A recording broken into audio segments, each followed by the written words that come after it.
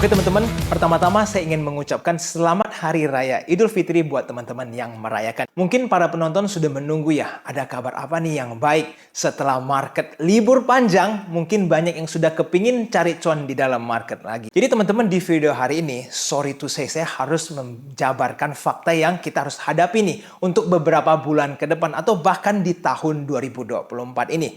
Menurut pandangan saya, ekonomi di Indonesia ataupun sejarah global akan mengalami tekanan atau pressure yang berkelanjutan, sehingga ini juga akan memberikan dampak yang negatif terhadap IHSG minimal untuk beberapa bulan ke depan. Nah, coba kita lihat gejala pertama ya teman-teman. Gold ataupun emas itu sudah terus-menerus rally sampai mencapai all time high ya. Beberapa minggu terakhir ini emas terus rally. Nah, kita harus berpikir atau bertanya, kenapa bisa menyebabkan emas dalam waktu yang begitu singkat ya terus mengalami rally?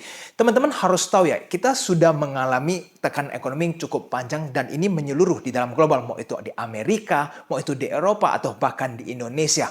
Dan ini juga menunjukkan bahwa para pelaku bisnis itu nggak tahu nih mau muter uangnya di mana. Mungkin mereka pikir saham itu harganya sudah banyak yang mahal ya. Saham-saham US kan teman-teman lihat valuasi apalagi untuk perusahaan teknologi mereka banyak yang sudah rally tinggi kan. Sehingga fresh money kalau mau masuk nggak mendapatkan posisi yang bagus. Lalu kalau mereka melihat bonds dan lain-lain mungkin sudah terlalu banyak porsi mereka. Jadi larinya kemana? Mereka mungkin kalau pelaku bisnis kan berekspansi. Tapi teman-teman lihat kondisi ekonomi ini lagi susah. Daya beli juga lagi sangat jelek ya. Mau itu di China setelah kejadian Evergrande. Itu lihat aja berapa banyak perusahaan China yang kabur ke Indonesia lalu jualan produk mereka di Indonesia. Karena daya beli mereka sudah sangat jelek. Nah, begitu juga di Amerika. Akhirnya apa teman-teman? Berbagai negara mulai simpan emas. Sehingga harga emas dunia itu terus mengalami kenaikan karena mereka tidak tahu harus melakukan ekspansi bisnis kemana.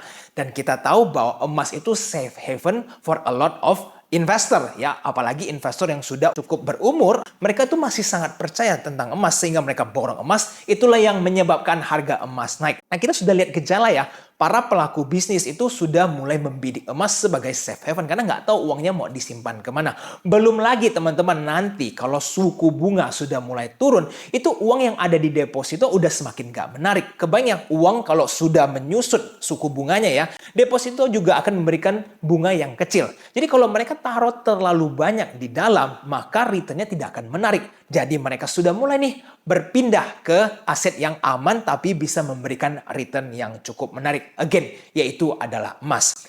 Nah teman-teman, jadi sudah memberikan kita some idea bahwa bisnis itu di luar sana memang agak susah karena daya belinya yang cukup jelek. Lalu poin selanjutnya teman-teman, yaitu uncertainty about war. Di mana kita tahu Rusia sama Ukraina itu kan perangnya belum selesai. Bahkan karena kemarin bawa-bawa NATO, mereka itu disupport ya Ukraina dan kelihatan mereka mempersiapkan untuk perang yang cukup panjang. Itu Rusia dan Ukraina. Sekarang teman-teman, yang semakin panas yaitu adalah Israel dan Iran. Tension between countries ini semakin parah. Dan kalau perang mereka upscale ya menjadi seperti Rusia Ukraina ya sampai invasion segala, menurut saya ini akan sangat memprihatinkan ya, karena Amerika nanti mau support seperti apa? Udah sibuk di Ukraina, mereka bagaimana nanti mau habiskan resources lagi nih untuk support yang ada di Israel. Kalau mereka bisa support towards itu ekonomi mereka seperti apa? Ditambah lagi mereka ingin ganti presiden. Ya kan teman-teman, mereka akan ada election antara Joe Biden dan juga Donald Trump. Dan mereka juga akan mengalami unstable dari segi politiknya. Jadi saya rasa teman-teman uncertainty ini menyebar, meluas ya. Mau itu di Amerika, di Eropa, di China maupun di Indonesia. Nah sekarang kalau kita kembali di Indonesia teman-teman, coba kita lihat ya. Harga barang semuanya naik padahal inflasi kita kecil. Ya kan teman-teman juga perhatikan. Di mana di dalam bursa semenjak adanya full call auction itu transaksi juga bikin drop signifikan ya, apalagi khususnya untuk retail. Mostly transaksi besar itu didominasi oleh big banks yang dimana asing itu keluar. Dan teman-teman bisa lihat retail itu justru malah semakin lama semakin sepi semenjak adanya full call auction. Nah jadi di saat yang bersamaan banyak retail itu malah justru fokus transaksinya di dalam kripto karena kripto sedang mengalami rally yang cukup besar. Nah, kalau pesan saya terhadap teman-teman para penonton khususnya ya, kalau teman-teman kepingin trading ya ataupun berinvestasi di dalam kripto, hanya fokuslah terhadap Bitcoin. lupakan kripto-kripto lainnya. Karena menurut saya kripto-kripto lainnya itu sangat beresiko dan tidak layak untuk dipegang jangka panjang. Karena teman-teman, kalau misalkan kita lihat sebuah investasi aset ya. Yang menarik adalah kalau supply-nya itu tidak bisa dikontrol ya ataupun scarce. Nah, tetapi teman-teman lihat yang bisa dialami ini hanya di Bitcoin ya, di mana supply-nya itu sudah limited dan orang-orang justru malah mengantisipasi halving, di mana resource-nya akan semakin lama semakin sedikit ya kan. Mereka akan semakin lama tuh untuk bisa memecahkan untuk mendapatkan Bitcoin. Sedangkan kalau kripto-kripto lainnya itu bisa mendadak supply-nya bertambah. Jadi kebayang nggak teman-teman berinvestasi di sebuah instrumen yang dimana supply mereka bisa ditambah atau diinjek begitu saja di dalam sebuah instrumen. Nah, menurut saya itu tidak bisa berkepanjangan. Jadi kalau teman-teman tertarik terhadap cryptocurrency, fokus hanya ke Bitcoin dan pahamilah mekanismenya. Nah, jika teman-teman tertarik untuk berdiskusi deh tentang kripto atau menanyakan Bitcoin, bisa tuh teman-teman ikuti AG Invest Smart Room ya. Saya cantumkan linknya di kolom komentar di bawah ya. Itu setiap hari Minggu jam 8 malam kita selalu berdiskusi tentang berinvestasi, trading maupun membahas ekonomi secara luas menyeluruh global ya teman-teman. Ingat itu gratis for everyone dan saya akan cantumkan linknya di bawah. Nah, kita lanjut ya teman-teman. Indonesia ini bursanya juga akan mengalami tekanan yang berkelanjutan. Kenapa? Coba teman-teman lihat yang satu ini. USD IDR itu sudah tembus 16.100 pada saat video ini dibuat. Nah, ini kita lagi liburan, lalu currency kita mengalami tekanan yang cukup signifikan. Ini membuat nanti asing akan terus kabur dari IHSG. Kenapa teman-teman? Karena mereka akan berpikir seperti ini. Kalau mereka cuan, ya contoh di BCA 1-2%, tapi kalau currency mereka terus menyusut, ya apa gunanya ya mereka juga tetap nggak cuan kan? Karena cuan dari capital gain saham, tapi dari currency mereka itu lost money, ya kan menyusut uangnya. Jadi ngapain mereka expose terlalu besar? Dan kalau USD IDR terus mengalami kenaikan ya, artinya rupiah semakin melemah, itu akan menjadi problem buat IHSG berkepanjangan. Nah, kita harus perhatikan nih, padahal kan di Indonesia tidak ada kerusuhan ya. Kita punya pemilu menurut saya kali ini berjalan dengan baik ya, tidak ada rusuh di sana di sini dan semuanya aman. Walaupun ada pretelan sedikit tentang sengketa MK dan lain-lain, tapi saya rasa tidak akan memberikan dampak signifikan. Jadi teman-teman, dengan stabilitas ekonomi yang sudah terlihat ya kan, kita sudah tahu siapa yang akan memenangi pemilu tahun ini. Nah, pertanyaan adalah kenapa ekonomi Indonesia tidak seperti sebelum COVID? Ya kan, kemarin tahun lalu orang-orang itu mengantisipasi katanya ya, bahwa pemilu nanti kalau takut rusuh makanya semuanya wait and see. Nah, sekarang udah jelas siapa pemenangnya. Kenapa para bisnis masih tidak melakukan ekspansi dan perputaran ekonomi masih stagnan saja? Nah, teman-teman, ditambah lagi, menurut saya ini juga PR untuk pemerintahnya di Indonesia. Coba teman-teman lihat berita yang satu ini. Bagaimana middle income atau middle low income people itu sudah semakin lama terjebak dengan pinjaman online. Sampai-sampai sebelum lebaran saja atau liburan mereka menggunakan duit pinjaman. Ya bayangin untuk konsumtif. Akhirnya apa? Mereka ini akan semakin lama terbiasa pinjam uang dan kelilit hutang. Belum lagi ditambah teman-teman judi online ya yang semakin menyebar kemana-mana di Indonesia. Saya rasa ini harus segera diedukasi dengan baik dan secara masif. Kalau tidak teman-teman, nanti kalau sudah terlalu banyak orang-orang yang middle atau middle low income terjerat terbiasa dengan hutang dan kelilit hutang, itu bagaimana perputaran ekonomi nanti di lower income? Ya kan akan susah karena mereka harus menyicil bayar hutang-hutang yang telah mereka lakukan. Apalagi kita tahu ya judi online itu udah pasti banyakkan scam dan kalau pinjaman online bunganya itu cukup besar sehingga mereka akan sibuk untuk ngebayar hutang. Nah, ini kalau teman-teman tidak diberesin oleh para pemerintah, saya rasa nanti ke depannya ekonomi Indonesia ya akan susah karena mereka akan terjebak dengan hutang-hutang yang mereka hadapi. Nah, sekarang kita lanjut ya teman-teman dengan IHSG, bursa kita. Kira-kira bagaimana nih strategi kita ke depannya? Kalau menurut saya teman-teman, we have to be defensive ya. Jangan sampai teman-teman itu di bursa malah asik mau maksain dapat cuan, akhirnya beli saham-saham kolesterol akut. Dan setelah dibeli masuk ke dalam full auction, akhirnya kejebak judi di dalam saham ya. Kita tahu ya full call auction ini sudah mengakibatkan banyak retail yang kejebak sahamnya sampai di bawah 50. Bahkan ada beberapa saham yang sudah mencapai angka 1 atau 2. Nah, ini kan mengerikan sekali. Dan tanpa adanya edukasi dengan baik, banyak retail itu kebingungan ini harus bagaimana transaksi di sebuah saham yang dimana order booknya aja nggak kelihatan ya antara ARA atau ARB. Kan ini kurang sehat menurut saya.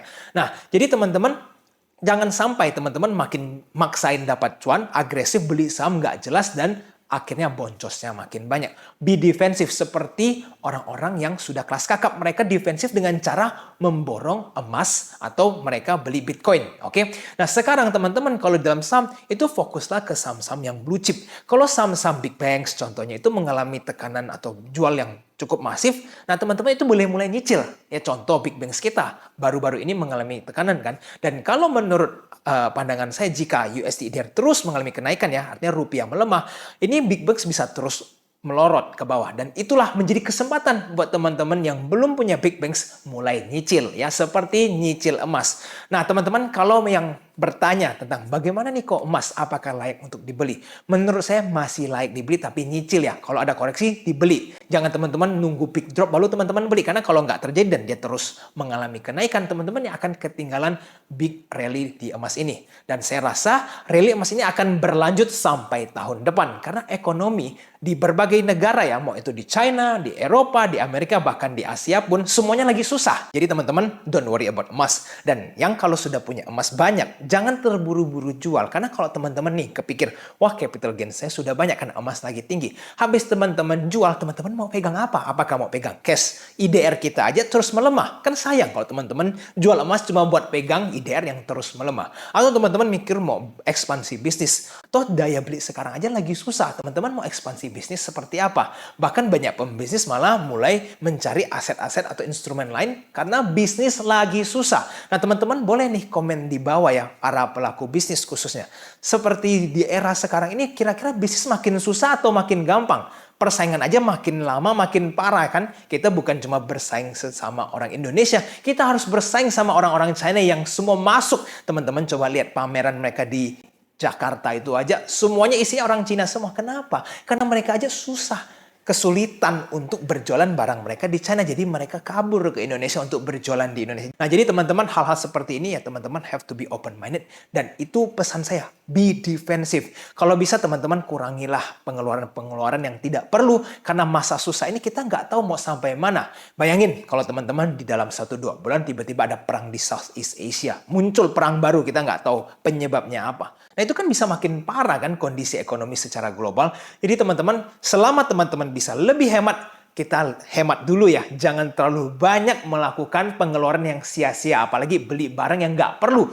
Selama teman-teman masih bisa hidup secara baik ya, sehat, apalagi teman-teman ya stay defensif dari keuangan teman-teman masing-masing. Nah, saya kasih contoh. Musim itu kan kadang ada musim hujan, musim kemarau, musim panen, atau musim susah, ya kan? Nah, sekarang ibaratnya kita ini harus mempersiapkan diri nih. Jika terjadi masa susah yang berkepanjangan, kita itu siap nih. Aset-aset kita atau ibaratnya makanan kita ini cukup. Jangan sampai nanti masa susahnya itu ternyata berkepanjangan. Teman-teman nggak cukup simpanannya, akhirnya malah kejebak hutang. Jangan sampai itu terjadi ya ke para penonton Edge Invest. Karena harapan saya semua teman-teman akan terus cuan di dalam market ataupun di dalam bursa. Dan bagi teman-teman, kalau yang ingin bertanya kira-kira strategi ke depannya bagaimana ya kok untuk tahun ini secara menyeluruh, kita bisa diskusi lebih lanjut ya di Edge Invest Smart Room. Saya cantumkan linknya di kolom komentar di bawah ya. Jadi teman-teman saya harapkan para penonton bisa selalu join di setiap hari Minggu jam 8 malam. Edge Invest selalu adakan Smart Room. Kita selalu berdiskusi bersama, tanya jawab tentang ekonomi secara global ataupun tentang saham maupun tentang Bitcoin. Ya, jadi teman-teman, video hari ini sampai di sini dulu ya. Pesan saya jangan terlalu panik ya, tidak perlu fearful, tidak perlu merasa ketakutan, tapi kita have to be defensive terhadap segala sesuatu. Oke teman-teman, video hari ini sampai di sini dulu ya. Jika teman merasa bermanfaat, share video ini buat ke keluarga ataupun saudara supaya mereka terus ikutan update ya tentang ekonomi secara keseluruhan. Sampai jumpa di video selanjutnya. I'll see you again next time. Bye-bye.